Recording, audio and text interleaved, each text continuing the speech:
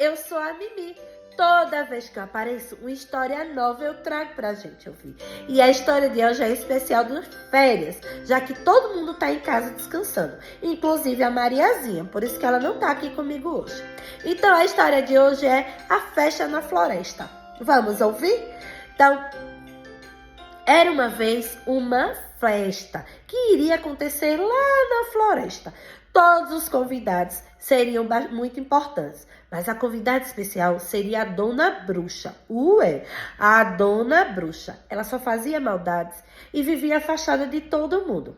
Mas o povoado queria, tanto os bichos quanto as pessoas que lá moravam, queriam fazer com que a Dona Bruxa se sentisse importante e acolhida.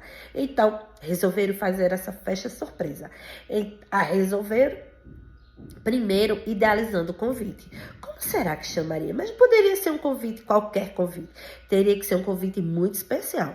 Então, pensaram e saiu o seguinte convite. Bruxa, bruxa que mora na floresta, te peço por favor que venha à minha festa. Esse convite ficou sensacional, mas não só poderia ser a Dona Bruxa convidada, né? Então existiam os animais na floresta. Então foi assim que começou. O primeiro convidado foi o Senhor Gato. Então, o convite era cantado. Então, gato, gato que mora na floresta, te peço por favor que venha à minha festa. O seu gato foi logo garantindo a presença, mas disse que para isso o seu cachorro também deveria estar.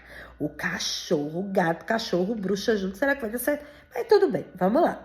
Então, saiu e foi chamar. Cachorro, cachorro que mora na floresta, te peço por favor que venha à minha festa. O seu cachorro ficou todo empolgado. Uau, uau, uau, uau, uau. Que felicidade! Garanto minha presença, mas para isso preciso que chame o vampiro. O vampiro? Mas tem gato, cachorro, bruxa? Vou chamar o vampiro. Então saiu de lá e foi cantar juntinho do vampiro. Vampiro, vampiro que mora na floresta, te peço por favor que venha à minha festa. O seu vampiro sai da caverna e garante a presença. Mas com uma condição, para isso, o seu fantasma também deveria estar. Então vamos lá. Fantasma, fantasma que mora na floresta, te peço por favor que venha à minha festa. O seu fantasma garantiu a presença, mas disse que para isso deveria haver muitas crianças. Não se preocupe, seu fantasma, criança não vai faltar. O que não pode acontecer é o senhor nos assustar.